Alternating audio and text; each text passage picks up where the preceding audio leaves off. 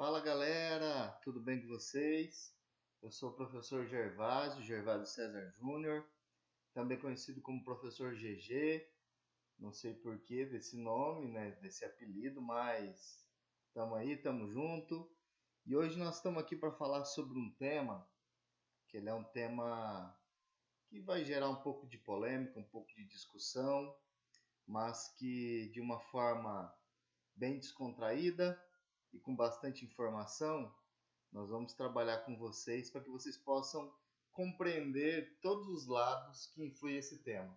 É um tema que gera muita polêmica, não só nesse nosso universo, que é o universo estudante, que é o universo dos alunos, né? Alunos, acadêmicos, enfim, mas que vai gerar polêmica até fora, que ele gera polêmica até fora desse meio de estudos.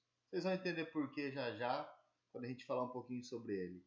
Mas já para fazer um pouquinho de propaganda, entre no YouTube, se inscreva no meu canal, um canal que é feito especialmente para tratar sobre temas relevantes, temas de história e que podem te ajudar a compreender um pouco a sociedade que a gente vive, todo esse universo que a gente que nós estamos envolvidos, beleza? O nome do canal é Que História é Essa? Entra lá, se inscreva, dê o joinha para ajudar a gente aí, beleza? Então vamos ao que interessa. Nosso tema de hoje, ele é um tema que vai falar sobre criacionismo e evolucionismo. Eu já começo com uma polêmica que envolve esse tema, que geralmente quando ele aparece para nós, uma pesquisa rápida que qualquer um faça aí na internet, através do nosso professor Google, você vai perceber que criacionismo ele aparece sempre como um versus, ou seja, criacionismo versus evolucionismo. Só que aqui eu trago para vocês uma forma de pensar sem tentar deixar muitas nuances sobre aquilo que eu vou definir enquanto certo e errado, que na minha concepção não existe, mas que pode te ajudar a gerar uma reflexão aí tão importante sobre esse tema, tá? Eu vou tratar com vocês não como algo que é versus, que é contrário, ou seja, que é antagônico um ao outro, mas eu vou tratar diretamente com vocês como um e outro, para que a gente possa interpretá-los e aí a gente possa entendê-los melhor, beleza? E como é um tema que gera muita polêmica, que gera muita discussão, eu quero mostrar para vocês que essa discussão ela influi diretamente também em outro universo, que é o universo dos desenhos animados. Tem um programa de bastante sucesso. Na verdade, o produtor dele fez muito sucesso com os Simpsons, mas o Futurama ele traz essas discussões sobre evolucionismo, sobre criacionismo e coloca elas em xeque, em confronto. E eu quero mostrar para vocês um trechinho de um desses desenhos animados para a gente começar a entender um pouco dessa discussão tão mirabolante que envolve criacionismo e evolucionismo. Será que a gente vai ter grandes discussões ou será que a gente vai reafirmar aquilo que nós sabemos? Então, vamos lá. Espero que vocês gostem deste trecho que eu separei para vocês. Foi criada na sua forma atual há 7.000 anos por uma criatura fantástica do espaço sideral. Besteira! Se a sua elitista evolução da costa leste é real, por que ninguém encontrou o elo perdido entre seres humanos e os antigos macacos? Nós o encontramos. Ele se chama Homo erectus. Então o senhor provou o que eu disse, pois ninguém encontrou o elo entre macacos e esse Homo erectus. Sim, encontrou. Chama-se Homo habilis. Aham! Mas ninguém encontrou o elo perdido entre o macaco e o suposto Homo habilis. Sim, encontrou. Chama-se Australopithecus africanos. Ahá, te peguei agora. Está certo. Mas onde está o elo que faltava entre macacos e esse Darwinius Mazile? Me responda isso, professor. Oh, certo. Concordo que um elo perdido ainda está faltando, mas só porque ainda não o encontramos não significa que ele não existe. Pode parar. As coisas não existem simplesmente porque o senhor acredita. Assim diz a toda poderosa criatura no céu. Ah, Eureka! É o elusivo elo perdido que faltava. Isso vai mostrar ao Banjo de uma vez por todas. Lançamento do osso mundial. Esta noite temos um novo revidente no hall dos hominídeos, doado por seu descobridor, Hubert Farnsworth. Senhoras e senhores, Homo Farnsworth. Homo Farnsworth. Mais uma vez, a ciência salva o dia. C'est fini. E para discutir as implicações científicas dessa descoberta, o novo curador do nosso museu, Dr. Banjo. Tárcio. Obrigado, professor Farnsworth, pelo seu generoso presente, que de uma vez por todas refuta a evolução.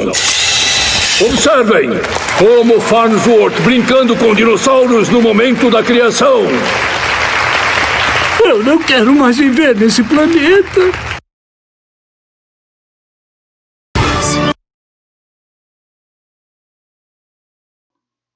Bom, pessoal, vocês puderam ver esse pequeno trecho do Futurama, que ele demonstra muita sátira sobre o tema. Vocês veem ali um lado, o cientista, que ele representa um pouco dessa característica do evolucionismo, da pesquisa, da ciência, mas você vê do outro quem está representando o lado do criacionismo, né? Quem está representando o lado mais religioso da coisa é um orangotango, um macaco. E ele representa o lado que contesta, que busca refutar a visão científica de toda essa discussão. Isso é legal a gente perceber que eles fazem esse contraponto até mesmo no desenho para nos alertar que essa discussão ela existe, que ela não é uma discussão que fica somente no campo do senso comum, mas que ela tem raízes científicas, tanto do ponto de vista evolucionista, né, que é a busca da ciência para demonstrar o surgimento dos seres humanos, da espécie humana, como que nós chegamos até aqui, mas também o lado religioso, que busca sempre demonstrar que é o lado que está correto, que tem as melhores teses, os melhores fatos. E isso acaba gerando uma discussão e trazendo para dentro dessa telinha aí do desenho animado, e eles ficam discutindo a busca, né, pelo elo perdido, para de fato mostrar quem que está certo, quem está errado, se é o lado da ciência, é o lado da religião. E essa discussão, vocês viram nesse pequeno trecho, que ela não tem fim. Uma hora um aponta uma vertente, um descobrimento, uma tese melhor do que o outro, e vocês veem ali que, claro que eu peguei só um trecho, mas é só para demonstrar que essa discussão vai longe. Então, ela depende muito daquilo que nós também acreditamos, né? Nós, enquanto nossa espiritualidade e religiosidade, enquanto nós acreditamos no nosso universo científico, e essa discussão ela é trazida para nós justamente no momento de grandes perguntas, grandes questionamentos que nós estamos vivendo. Se a gente for parar para pensar, nós estamos num momento desse de grande crise, né?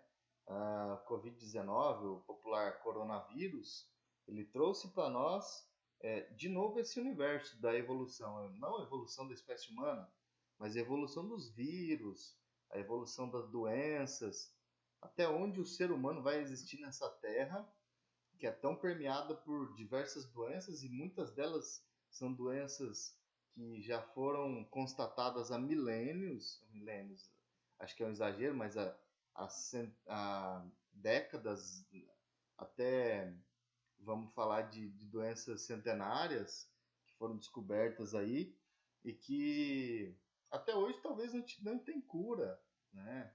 A gente tem o HIV, por exemplo, que é um vírus extremamente agressivo, e não se identificou ainda uma cura precisa para esse tipo de doença. E aí como que a gente quer encontrar a cura ou a vacina para o Covid-19 em menos de um ano? Então, a gente precisa repensar as nossas práticas, né? É um momento que nós precisamos repensar o nosso ser humano, porque essas doenças, elas mutam, elas vão elas evoluem, né? Vamos trazer o termo aqui para discussão, e isso faz com que nós tenhamos medo. É um sentimento, nesse momento que nós vivemos, de impotência. Mas o ser humano, ele é capaz, e nós temos aí testes já em grande desenvolvimento sobre a cura, né, do Covid, cura não, mas a vacina do Covid, do corona, que pode se tornar mais uma evolução, quem sabe, na tendência da história da humanidade. Só que eu quero trazer para vocês, antes de entrar nesse universo, nessa discussão, eu quero deixar a seguinte interrogação. A gente está falando aqui já há uns 10 minutos sobre evolucionismo, criacionismo, as disputas, os conflitos, o que existe de antagonismo entre eles, mas o que é criacionismo? O que é evolucionismo? Então, essa pergunta é importante para nós colocarmos agora na mesa e discutirmos um pouco. Porque se a gente for pensar na tendência criacionista, a primeira coisa que nos vem à cabeça, por sermos um país estritamente cristão, né? Um dos maiores países cristãos do mundo, inclusive, onde o catolicismo tem uma forte incidência, nós vamos pensar em criacionismo, nós vamos pensar automaticamente no quê? Na criação que Deus fez os 7 dias até a criação do homem, e do homem o nascimento da mulher, o paraíso de Adão e Eva, e toda essa discussão que a maioria de vocês já conhecem pelo universo de dentro da igreja, de dentro da sua religião. Então, nós não conhecemos a tendência criacionista, por exemplo, do criacionismo grego, da mitologia. Então, automaticamente na nossa cabeça, quando a gente pensa criacionismo, a gente vai falar da criação cristã. É o homem que veio do barro, moldado por Deus, a partir do homem solitário, Deus tira uma costela do homem, cria a mulher. Só que as outras, será que é só isso que é o criacionismo? Será que é só essa vertente que existe, que nós chamamos de criacionismo? E eu adianto para você que não. Nós temos a mitologia grega, que tem seus mitos criadores. Nós temos a mitologia nórdica, que existem os seus mitos criadores. Vocês estão me vendo aqui com uma camiseta de um personagem, né? De quadrinhos e de cinema também, que nos últimos anos entrou com muita força aí no cinema, que é um personagem que é o Hulk, muito próximo, inclusive faz parte do mesmo grupo, né, da mesma legião ali de heróis, que é o Thor, que é da mitologia nórdica, de onde você tem uma outra tendência criacionista. Então, só para vocês terem uma ideia de como que a discussão até mesmo sobre o criacionismo, ela detém lados e ela detém vertentes. Existem várias formas, né? Existem várias tendências, existem vários caminhos para a gente tratar o criacionismo. Mas eu gosto da definição trazida, inclusive pela apostila que muitos vão estudar, tá? Que ela fala assim: a questão sobre as origens do homem remete a um amplo debate no qual filosofia, religião e ciência entram em cena para construir diferentes concepções sobre a existência da vida humana. E implicitamente, porque somos o único espécime dotado de características que nos diferenciam do restante dos animais. Desde as primeiras manifestações mítico-religiosas, o homem busca resposta para essa questão. Nesse âmbito, a teoria criacionista é a que tem maior aceitação. Ao mesmo tempo, ao contrário do que muitos pensam, as diferentes religiões do mundo elaboram uma versão própria da teoria criacionista. Perceba que ele não define o que é o criacionismo, mas ele me aponta as características. Ele deixa para nós uma visão de que o criacionismo é aquilo que é criado, né, no próprio nome criacionismo, a partir de tendências mítico-religiosas para dar uma resposta. Então, os homens, desde muito antes, desde dos seus primórdios, vamos colocar dessa forma para ficar mais genérico, né? Os homens eles sempre se preocuparam em dar respostas às coisas. E uma dessas respostas é, mas como que nasceu o primeiro homem? Como que nasceu a primeira mulher? E a partir disso, nos primórdios da humanidade, já se começaram a ter indícios de respostas muito ligadas à questão religiosa. Por isso, o criacionismo. Eu vou dar um exemplo aqui para vocês. A mitologia babilônica, né? Que inclusive de onde se descende muitas e muitas histórias e muitos relatos ligados à questão da religiosidade cristã, porque o berço da civilização, das grandes civilizações é a região mesopotâmica do rio Tigre e Eufrates.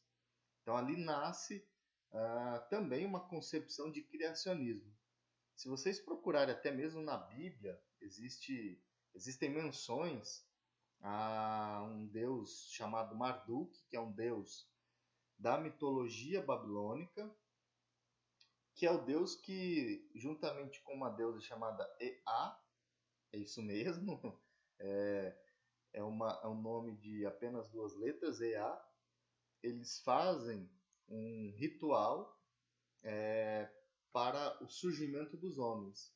E naquele momento eles desenvolvem, né, o homem, a mulher, desenvolvem todo esse ritual justamente para que eles sejam adorados.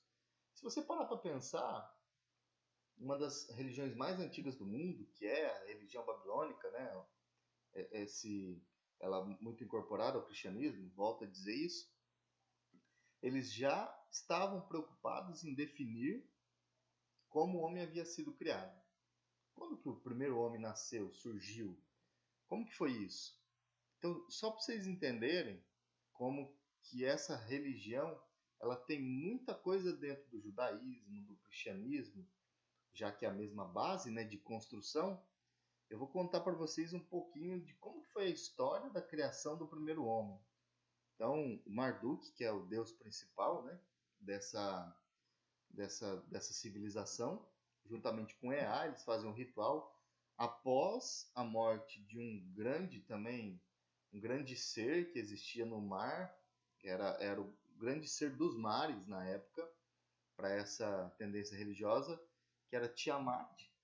Então eles matam Tiamat num confronto que leva muito tempo para se desenrolar e até o desfecho final da morte do Tiamat. E a partir do sangue de Tiamat, juntamente com o sangue incorporado ao barro, à terra, eles misturam e moldam os primeiros seres. Essa história vocês já ouviram falar dela, já escutaram, já leram em outra parte. Eu não vou comentar aqui sobre essa outra parte, mas vocês já conhecem né, outras histórias de que o homem foi criado a partir do barro. Então, não é só em uma religião, não é só em outra.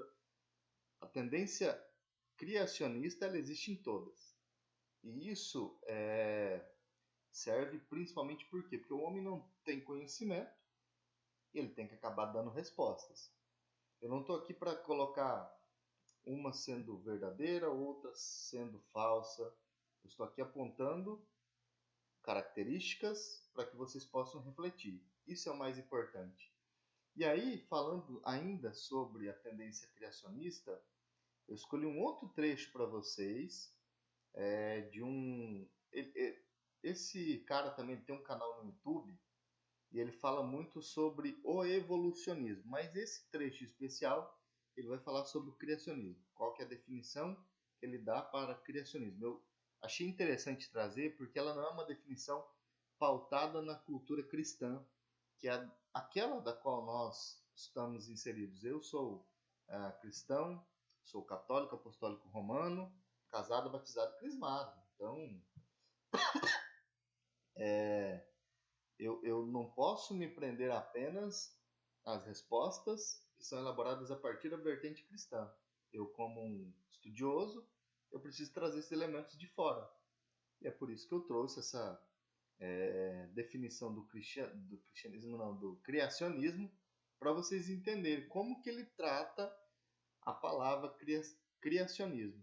E eu acho interessante porque ele traz elementos de outras culturas, e ele, como eu acabei de fazer para vocês, trazendo um pouco da história babilônica, que é o berço da civilização organizada, das grandes civilizações, ele também faz isso, mas trazendo outros detalhes. Então eu vou pedir para vocês ficarem atentos a esse trecho também, tá?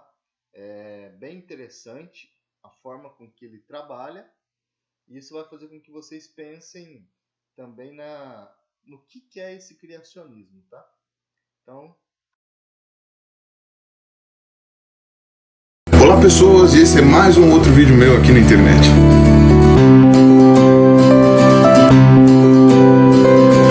Esse aqui vai ser o primeiro vídeo de uma série de vídeos que eu vou fazer sobre o criacionismo, criacionistas e seus argumentos, né? Enfim, o assunto inteiro.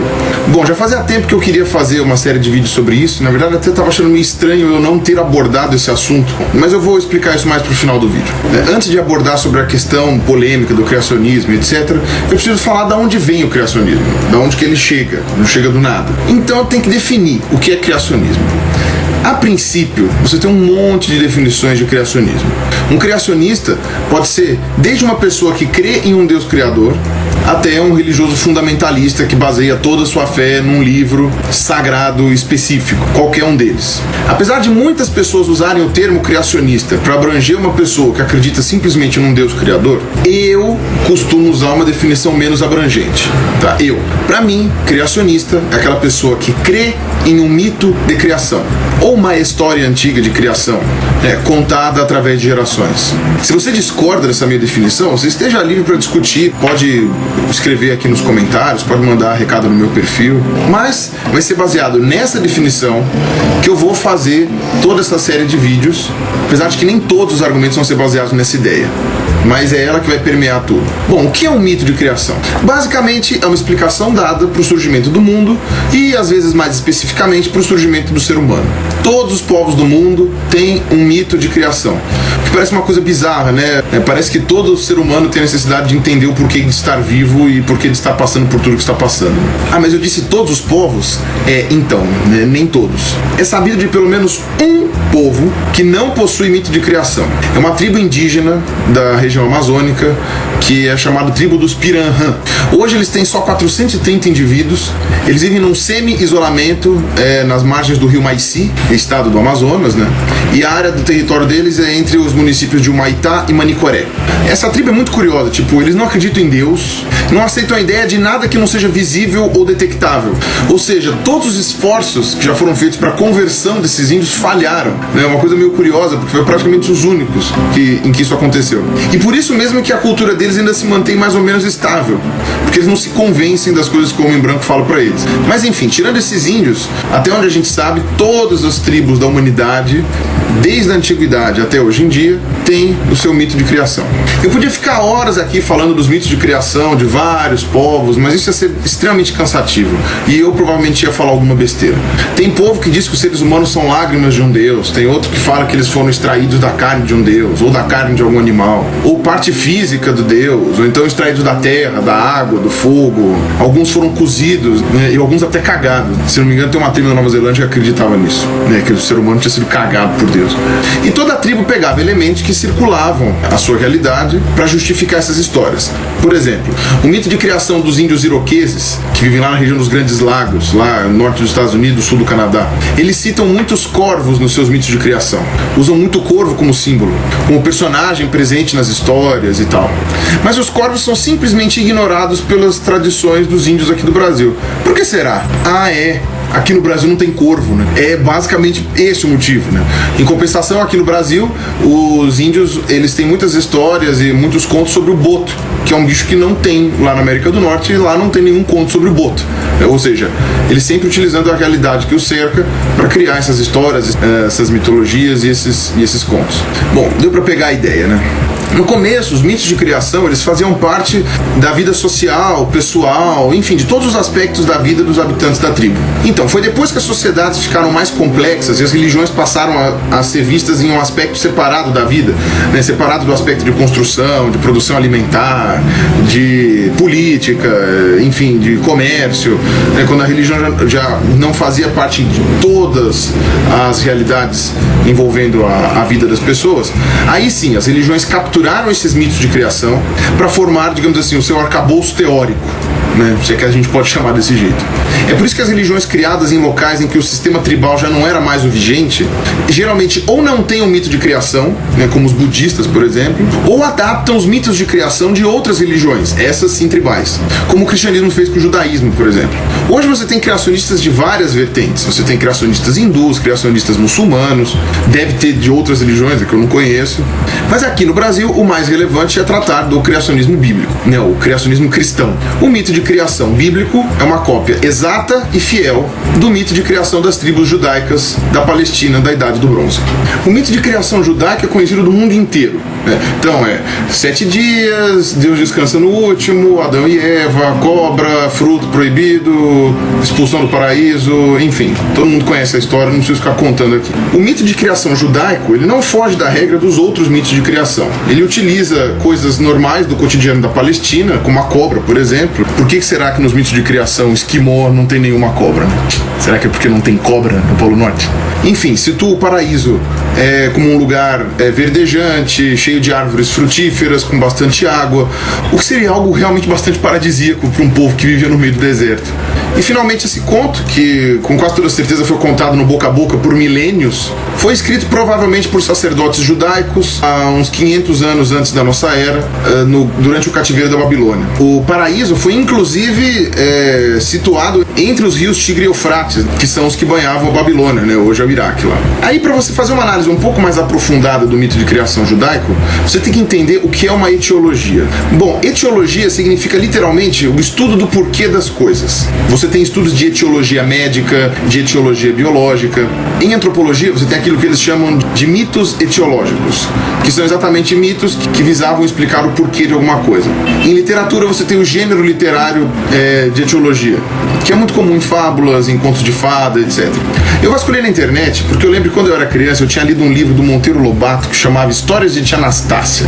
Isso é velho. E tinha também outro que era só de fábulas, era Fábulas de Monteiro Lobato, que quem contava era a Dona Benta, se não me engano. Bom, que nada mais eram do que adaptações das fábulas de Esopo, né, que era aquele escritor grego que ninguém sabe até hoje se era uma pessoa só ou se era um pseudônimo usado por várias pessoas. Mas não importa, eram adaptações de Esopo. E enfim, eu consegui achar esses livros na internet disponíveis.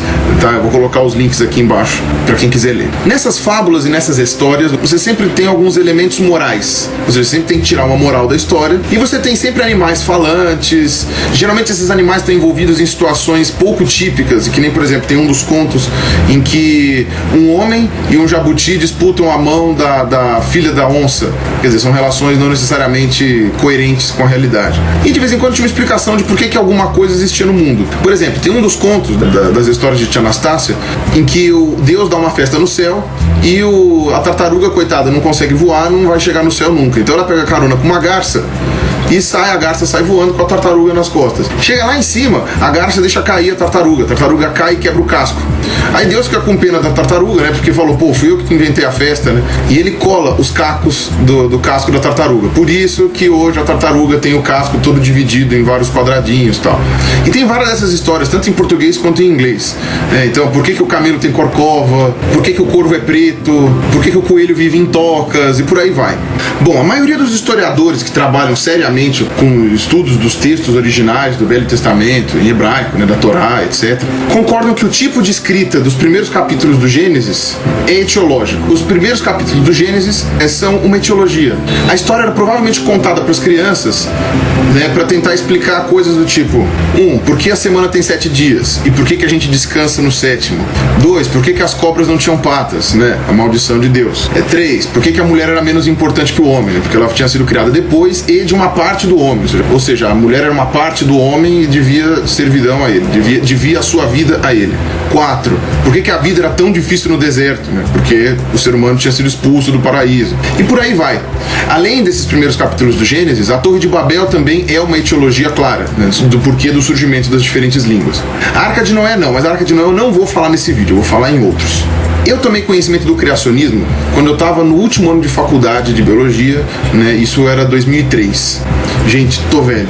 Antes disso, eu, na minha ingenuidade, eu achava que nenhum adulto em sua consciência ia acreditar em Adão e Eva, cobra falante, essas coisas. Do mesmo jeito que nenhum adulto acreditaria em Papai Noel. Eu tomei um susto mesmo. Foi uma notícia chocante pra mim. Hoje eu já me acostumei com essa ideia, mais ou menos. Mas sabendo um pouco de como essas histórias aparecem, de quais são as origens desses mitos de criação, entendendo o que é uma etiologia, fica claro que é uma besteira acreditar nisso. Pelo menos é besteira acreditar em um único mito de criação, em detrimento de todos os outros, que são muitos, e que seguem o mesmo padrão do mito judaico. É muito mais lógico acreditar que são contos de fadas, sabe? Histórias contadas por avós, pros netos e pros filhos, em uma época de escuridão, medo e ignorância. Isso não devia invalidar uma religião inteira, já que as religiões já existiam. Elas apenas se apropriaram desses mitos de criação para compor o arcabouço da religião, durante a sua composição. O fato de serem apenas mitos não é, ou pelo menos não deveria ser, um argumento contra a religião inteira como um todo. Sabe? É apenas um argumento para uma mudança de interpretação. Mas isso eu vou discorrer e provavelmente discordar em outro vídeo. Eu ainda acho que seria mais lógico se as pessoas fossem que nem os Piranhã do Rio Maici. Bom, é isso aí. Esse foi o primeiro vídeo. Aguardem os próximos, certo? Abraço.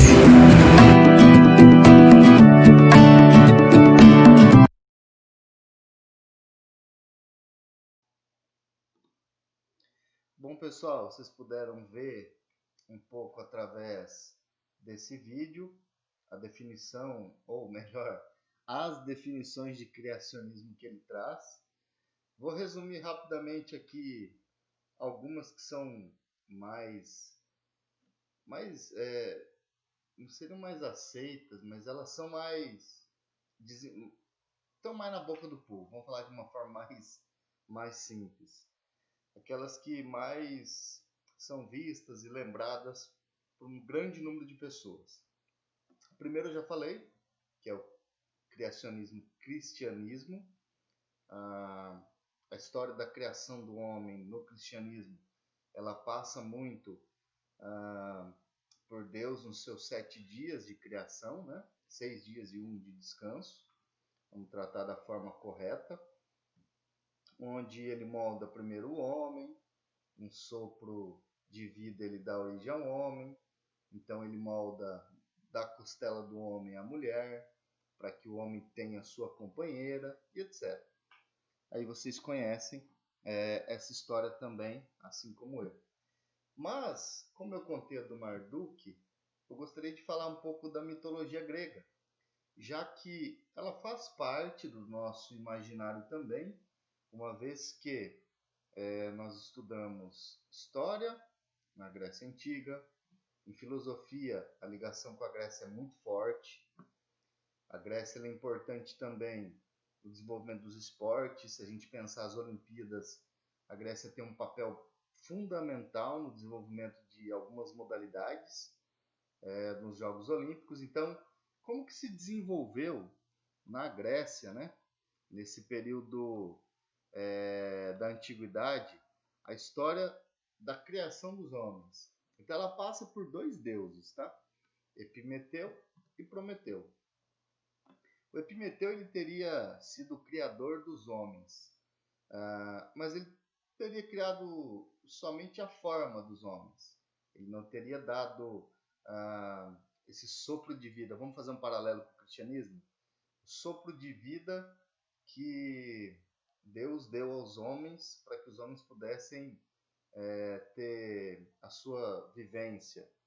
Então o Epimeteu teria criado os homens sem vida, imperfeitos e feitos a partir do molde de barro.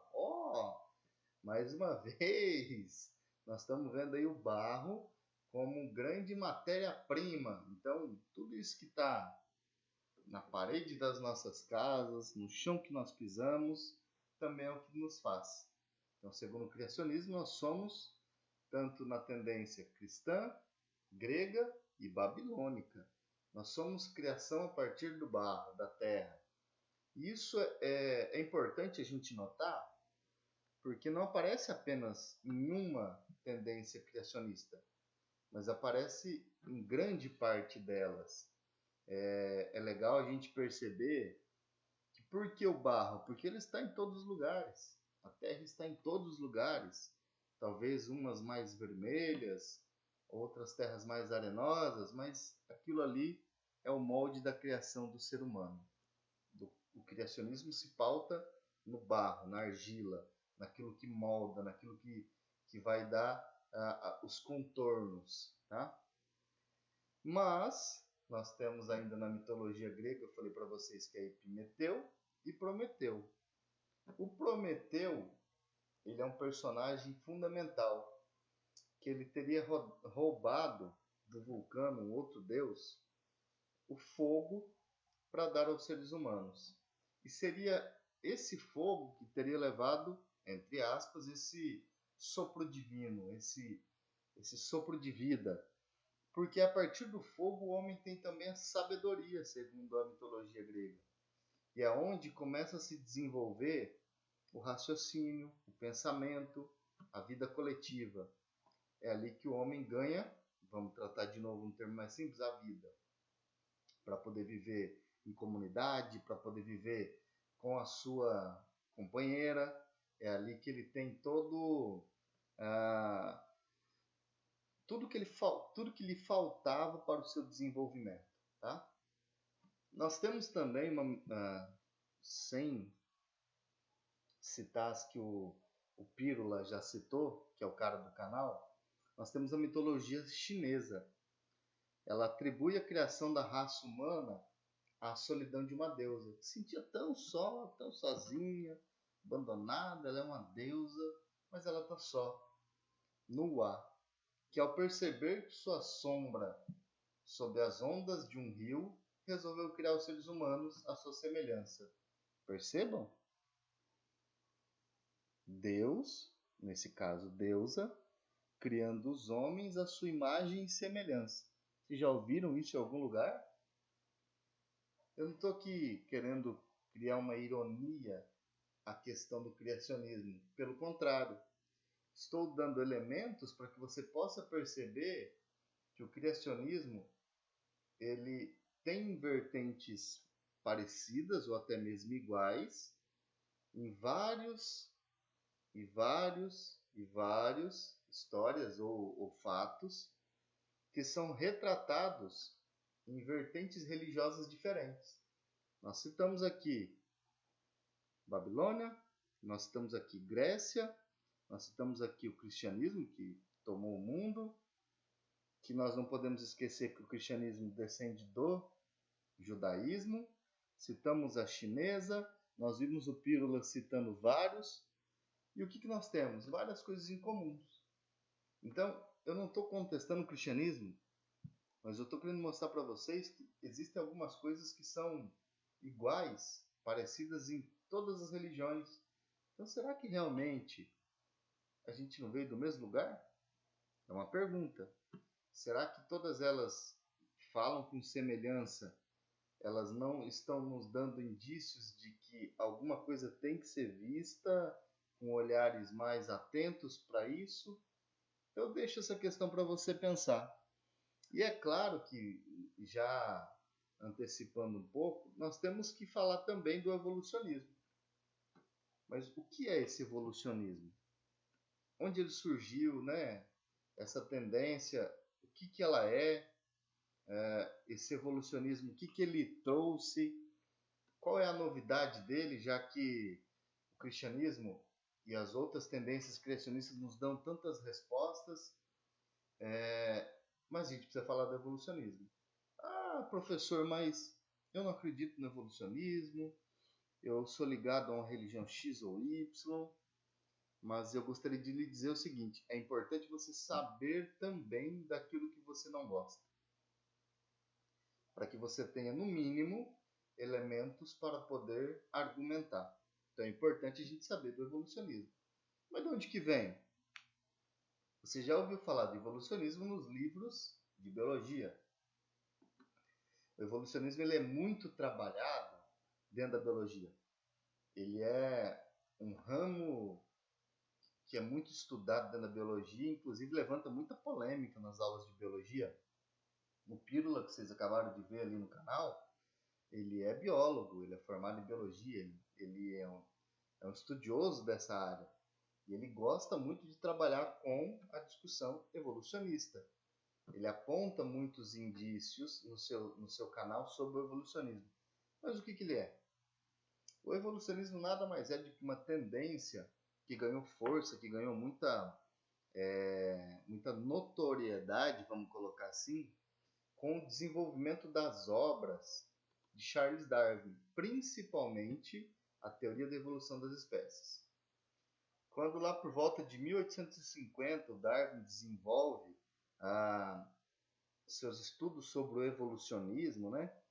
sobre o desenvolvimento da evolução das espécies, a teoria do mais forte, a teoria da seleção natural, trazendo aqui conceitos mais precisos, ele foi muito criticado naquele momento do desenvolvimento dessa teoria, mas ele não abandonou, porque ele tinha indícios muito fortes, a partir de estudos que ele fez, né, muito detalhados, de que o ser humano havia sofrido mutações, de que ele havia sofrido evoluções. E aí ele desenvolve toda a sua obra nessa tendência que muitos, de maneira, eu diria que simplista, ou de maneira simplória, acabaram reduzindo a teoria da evolução das espécies, do Darwin, para dizer que o homem é um descendente direto do macaco. Não é isso. Nós somos descendentes de primatas, de espécies que evoluíram ao longo do tempo, e aí, no momento em que o homem se desenvolve, deslancha para o seu desenvolvimento, para a sua evolução, o macaco, ele está, o símio, né, ele está numa outra tendência. É como se eles fossem para caminhos opostos, e a ramificação de um único ser tivesse gerado dois. Um macaco totalmente numa linha, numa tendência diferente da que o ser humano toma. Então nós não podemos criar um paralelo e criar linhas iguais. São diferentes, eles têm semelhanças. Isso sim, claro, óbvio. Mas são linhas de desenvolvimento diferentes, tá certo? E para levantar ainda mais essa discussão, eu gostaria de colocar para vocês que, através de pesquisas que o Darwin desenvolveu sobre o evolucionismo, ele pôde desenvolver todo o complexo científico a partir dele. Então, é a partir do desenvolvimento do Darwin, por isso que é importante a gente citar ele. A partir dali, de meados do século XIX, com mais força, é que o Darwin desencadeia um desenvolvimento também, uma evolução também da ciência. É quando começam a aparecer, depois de Darwin, várias descobertas para curas de doenças simples, cólera, vacinas começam a ser desenvolvidas, e tudo isso ocorre depois de Charles Darwin, tá? Podemos dizer que o evolucionismo, a teoria criada e desenvolvida não só por Darwin, mas por outros cientistas, ela é uma teoria que ela é uma ruptura no desenvolvimento científico mundial. Então, a gente precisa um pouco definir as características do Darwin. Então, gostaria de ler um trechinho para vocês agora acompanhar. Podemos dizer que, em resumo do evolucionismo, a teoria foi criada e desenvolvida por diversos cientistas. Entre eles, destacam-se o naturalista Charles Darwin, inglês nascido em 1809, publicou juntamente com Alfred Wallace a obra A Origem das Espécies, em 1859, uma série de estudos sobre os mecanismos de evolução das espécies. A obra marcou a época por apresentar um diferente ponto de vista em que os principais tópicos e ideias de Darwin eram os seguintes: em todas as suas características, seres da mesma espécie podem apresentar variações. Logo, conclui que não são idênticos entre si. Organismos possuem uma enorme capacidade de reprodução. Porém, isso não significa que todos os descendentes chegarão à idade adulta. A quantidade de seres de uma espécie é relativamente constante ao longo das gerações. Com isso, existe uma grande luta pela vida entre estes seres, porque apesar de nascerem muitos, um número limitado consegue chegar à maturidade, o que mantém constantemente o número de indivíduos. Organismos com variações favoráveis ao meio conseguem sobreviver mais do que os organismos com variações menos favoráveis. Por suas variações favoráveis, estes seres têm mais chances de garantir descendência, como as características são transmitidas de pai para filhos.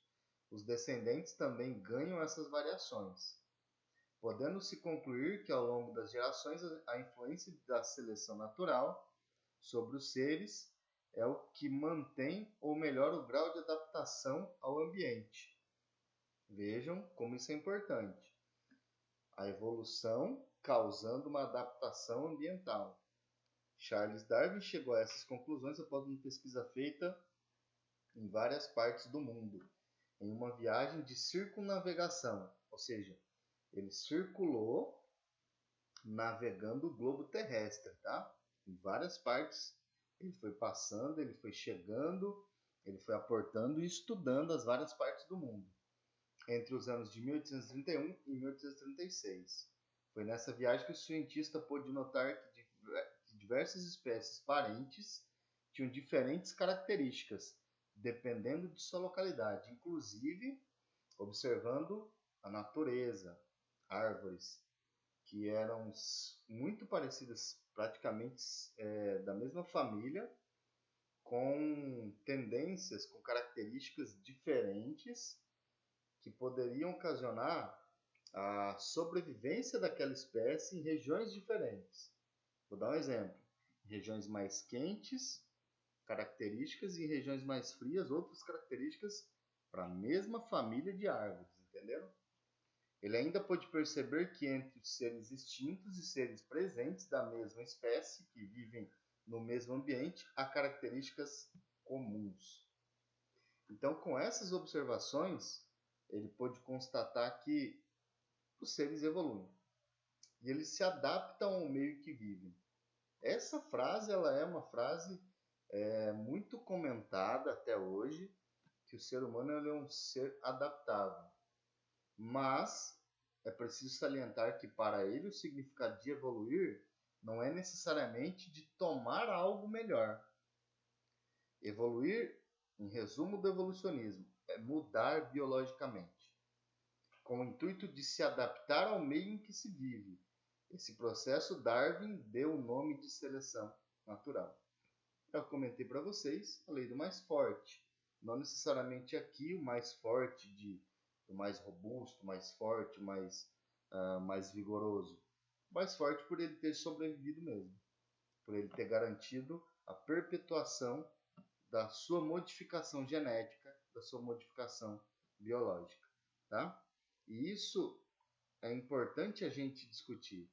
No meio científico, a teoria da evolução acabou causando grande polêmica, apesar de existirem antigos indícios de cientistas que já acreditavam que todas as mudanças do mundo orgânico e inorgânico eram por causa de uma lei, contrariando as ideias de que essas mudanças ocorriam por intervenções geradas por um milagre, como escreveu o naturalista Jean-Baptiste Lamarck. Tem um outro, um filósofo, na verdade, chamado Aristóteles. Vocês já devem ter ouvido falar sobre ele.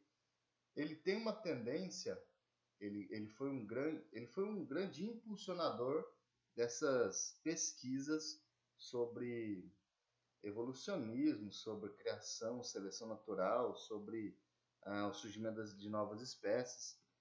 Porque lá na Grécia Antiga, ainda quando não existia nenhum equipamento tecnológico, nenhum indício científico sobre essa discussão, ele já começou a observar a natureza.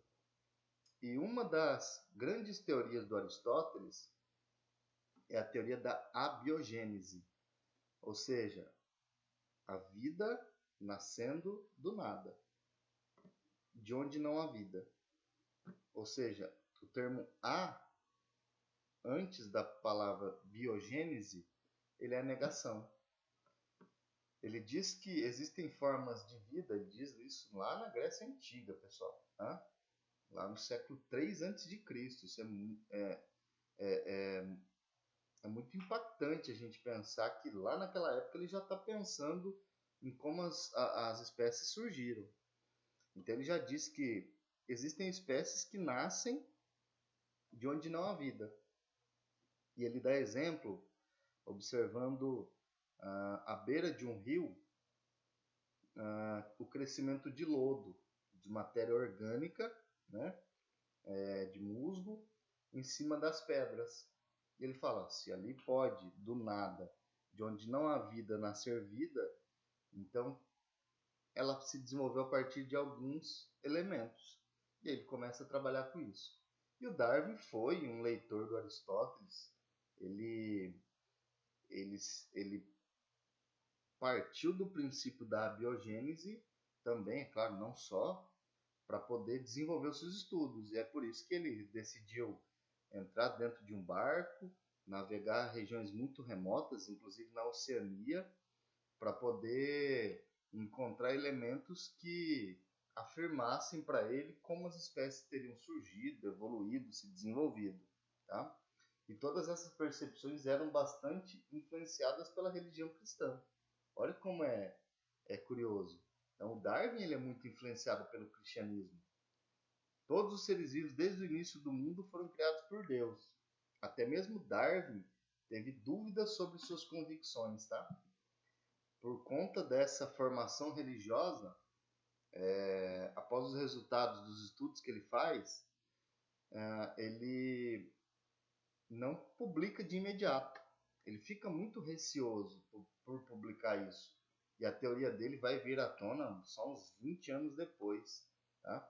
Isso é legal a gente tomar conhecimento, porque a gente acha que às vezes o cara é rebelde, mesmo vivendo num tempo onde o cristianismo domina, que ele não pode falar contra o cristianismo, ele vai publicar uma obra. Não, ele teve muito receio de publicar, tá?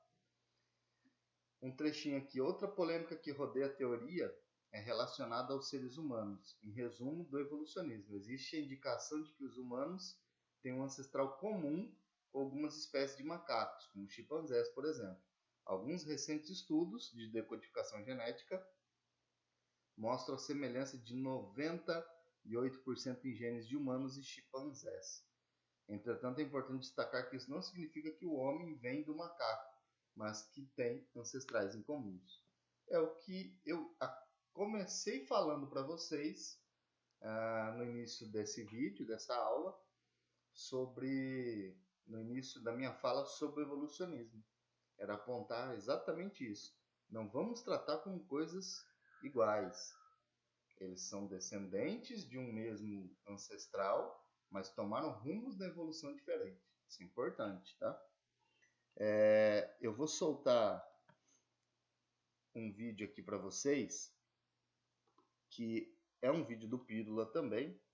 Só que por que eu acho esse vídeo interessante? É um vídeo onde ele apresenta criacionismo e evolucionismo dentro do programa Pânico da Jovem Pan, e ele coloca isso em discussão para os apresentadores do programa. Então é legal a gente perceber também esses pontos de vista, tá? Para daí eu encaminhar para vocês uma discussão para nós aqui, tá bom? Vou lançar aqui só um pouquinho. Você acha que foi um rabo? Como assim? Um rabo, um acaso. Um acaso a gente tá aqui agora trocando uma ideia, ouvintes nos ouvindo, alguns nos xingando, outros preocupados, outros. Você acha que foi uma sorte? Porque, pô, você tem que ter tanta coisa que Deus também faz sentido nesse aspecto, né? Faz bastante sentido. Deus faz muito sentido, porque você fala, pô, não é possível ser tanta coincidência para que nesse momento eu esteja olhando para você, esta barba maravilhosa. Você lembra Jesus, inclusive. Este cabelo, essas sua inteligência, esta sobrancelha, este cérebro que pensa, é muita coincidência, né? Na verdade é assim, aí é uma coisa bem louca, né? Porque aí entra na minha questão pessoal, né? Como pessoa, uma opinião pessoal. A prova de que não é necessário, na verdade, acabar com Deus para aceitar a evolução é que dentro dos autores aqui do livro, né? Eu sou ateu, o Reinaldo é católico. Católico praticante. Você arregou também. Você deu uma regada aí. Não, mas assim. Você era católico antes, não? Ex-rabino. Eu fui ex-rabino? O cara era rabino, pô. Rabino. Como católico, mas assim, na verdade, eu nunca fui muito religioso. Sempre me incomodou a ideia de uma autoridade puxando cordinhas. Mas, enfim, agora aí vamos falar na minha opinião. A minha opinião pessoal, a maneira coisa, não tem nada a ver com a questão científica, tá? É bom separar uma coisa da outra. Na minha opinião pessoal, eu consigo explicar esse acaso com várias outras maneiras. Eu acho que, assim, a lógica de Deus para explicar isso daí é muito coerente, até porque, mas do mesmo jeito que o lance do Copérnico que você falou. A lógica de achar que a gente é o centro do universo, ou até que a Terra é plana, é muito óbvia. Sim. Né? É o ponto de referência. Se eu tô dentro do trem, pra mim quem tá andando é a paisagem. Não sou eu que tô andando. Sim. Se eu tô fora do trem, quem tá andando é o trem. Então, eu acho que a gente consegue entender essa questão do acaso, alguma coisa assim, quando você coloca em números grandes, né? As teorias dos grandes números. O Douglas Adams falava, né? A gente tem tanto espaço no mundo, no universo, e tão pouca matéria, que, sei lá, o pessoal calcula que de matéria mesmo, planetas, estrelas, né, astros, né, essas coisas assim, sei lá, 0,01% menos até, né, do que todo o espaço vácuo que a gente tem. Trilionésimo. Então, se você arredondar, né, a matéria não existe. Se você for fazer, tipo, arredondar, né, tipo aquela coisa tipo 0,00001% é descartável. Então, quer dizer, se você chega e fala isso daí, você fala, tecnicamente não existe nada. Só que a gente sabe que existe, né, porque a gente tá nesse 0,00001% do universo que não é vácuo, né? Então, quando você para pra pensar na quantidade de galáxias, quantidade de planetas, quantidade de coisas, na verdade seria até esperado que uma hora eu estivesse aqui conversando com o Emílio, né? Seria até esperado. Quando você dá a quantidade de tempo necessário, o universo tem provavelmente 15 bilhões de anos, 13, 15 bilhões de anos. E quando você dá o tempo necessário e a quantidade de variáveis necessárias, sabe? Se você pegar um dado de 20 e jogar ele 20 vezes pro ar, uma hora vai cair 20, sabe? Não precisa ser 20, você joga 100 vezes, uma hora vai cair 20. Né? Eu tenho um vídeo falando sobre acaso, é um vídeo que eu acho que ele é muito visto e pouco entendido, que eu falo que no que diz respeito à evolução, o acaso é uma peça. Como você tem o algoritmo da seleção natural, em que o que o algoritmo diz? Se você tiver variação entre os indivíduos, uma maneira de que haja uma seleção de que um é melhor do que o outro para aquele ambiente. E uma questão de hereditariedade você consegue. Tanto é que a gente pode falar de evolução em idiomas, a gente pode falar de evolução em religiões, a gente pode falar de evolução em programas de computador, já tem os algoritmos genéticos aí que trabalham com o princípio evolutivo. Então, na verdade, não precisa necessariamente ser o DNA. Qualquer coisa que funcione de maneira parecida vai evoluir daquele jeito. Então, como a gente tem esse algoritmo, o acaso é uma peça muito pequena dentro disso. Você tem o acaso... Sim, mas é muito cruel. Como assim? Porque, por exemplo, quem era o maluco que falava assim, o que é Deus? Se você olhar a natureza, quando você olha a natureza, você vê a beleza da natureza, porque a gente se encanta com a natureza. Sim, eu também. Faz parte do ser humano se encantar. Você olha aquela coisa ali e você fala, porra, não é possível. Quem é o arquiteto? Quem é o filho da mãe que fez isso? Mas porque a gente não é capaz de fazer aquilo. Não, mas essa é a questão. Esse é que é o negócio. Mas aí a ciência destrói isso de uma maneira muito técnica. Há quem diga que destrói fake news. Aí chega e fala assim, não, tudo isso que você viu é fake news. Ciência acaba com o Papai Noel dos adultos. Eu posso ser muito honesto. Quando eu olho a natureza e eu penso que... Papai Noel dos adultos ninguém vai destruir. Jamais. Nem você. Nem quero destruir.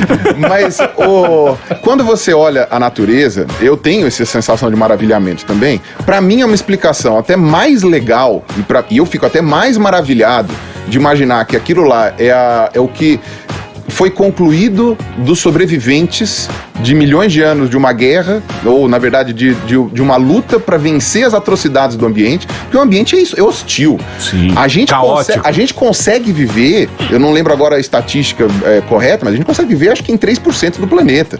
O resto do planeta é fundo de oceano, é calota polar, a gente não consegue viver bem nesse negócio, é o meio do deserto. Tipo, na verdade o planeta não foi tão bem feito pra nós, se você for pensar.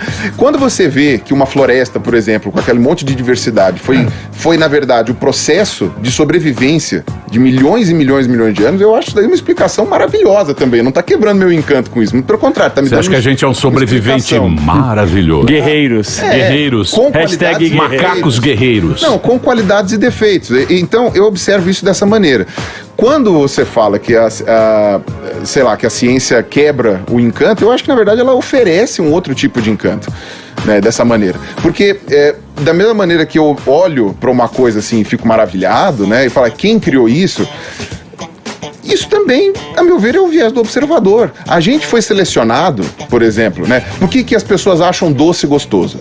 Nossa, doce é gostoso. bom. Deus fez o doce para nós acharmos bom. Na verdade, o doce, ele é aí, agora isso daí pode quebrar o encanto para algumas pessoas. A molécula do açúcar, quando ela encosta no receptor da língua, ela gera uma sensação, qual? Não é a sensação de prazer, ela gera uma sensação do tipo, isto tem calorias suficientes para a gente conseguir sobreviver num ambiente que a gente não sabe quando vai comer. Né?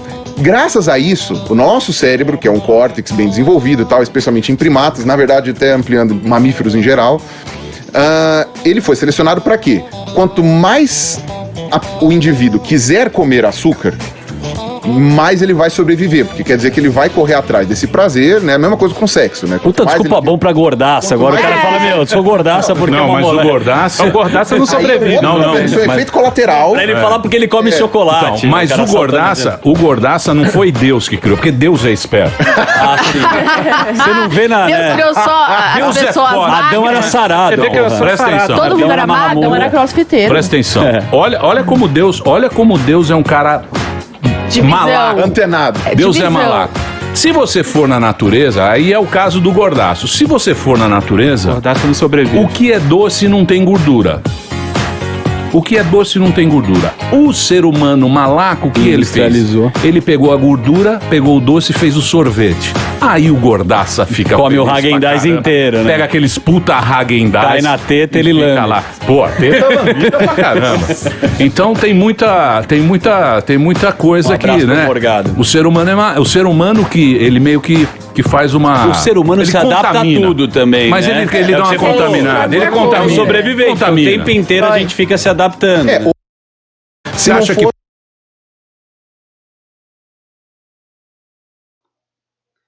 Bom, pessoal, voltando então, mais um vídeo. Espero que eles estejam produzindo em vocês reflexões e sempre de um ponto de vista bem descontraído, para não cair na monotonia, né? Vocês viram ali que no final que entraram numa discussão, inclusive, para saber se o gordo, como eu, tem essa barriguinha preponderante, ele é evolução ou não. O Emílio até tem uma sacada e diz que o gordo evoluiu e faz com que ele evolua, né? Porque ele pega o doce, a gordura, junta tudo e faz o sorvete. Coisa maravilhosa. Mas voltando à discussão nossa, que é a discussão principal, eu deixo aqui a interrogação do criacionismo e do evolucionismo. Sem resposta, mas eu quero que vocês pensem naquilo que vocês aprenderam nesses momentos aqui que a gente teve apresentando para vocês os dois conceitos, né? E eu quero deixar um final de discussão, sem antes concluir, porque para concluir eu quero ainda trabalhar algumas coisas aqui, mas eu quero deixar um final dessa discussão, pegar um fio aí da discussão que o Pílula faz no Pânico, junto com os apresentadores. Eu quero colocar assim, o que a gente precisa e o que a gente não precisa. O que a gente precisa é de muito respeito. Eu acho que a gente tem que trabalhar respeitando as opiniões. Tem um filósofo, pensador, não só filósofo, mas ele foi um grande escritor iluminista da época moderna, chamado Voltaire. E ele diz que posso não concordar com aquilo que você diz, mas defenderei o direito de você dizê-la. Ou seja, nós podemos ter opiniões diferentes, nós podemos ter pontos de vistas diferentes sobre tudo. O que a gente não pode é cair no desrespeito. O que a gente não pode é desrespeitar o direito do outro falar o que ele pensa. A gente não pode ter censura. A gente não pode ter cala-boca. A gente não pode ter nenhum mecanismo que coíba a ação humana de falar, de raciocinar, de pensar. São ações muito caras do ponto de vista mental e elas precisam ser exercitadas. Nós precisamos fazer com que as pessoas exercitem mais e possam ter mais canais para falar, como esse que a gente está aqui nos comunicando, como o meu canal no YouTube, para que vocês possam acessar conteúdos e possam se manter informados. Eu acho que são mecanismos para levar a voz do povo. A voz do povo que ecoa em qualquer canal de comunicação, mas ela precisa ecoar. Nós não podemos desrespeitar os outros e nem deixar os outros nos desrespeitarem porque nós pensamos diferente. Não é porque eu sou a favor do criacionismo ou a favor do evolucionismo que eu não posso aprender sobre os dois, que eu não posso ter pontos de vistas diferentes sobre os dois. Eu acho que a gente precisa gerar mais tolerância. E nesse sentido, eu quero colocar uma outra frase e é uma frase muito impactante, não me recordo agora o nome,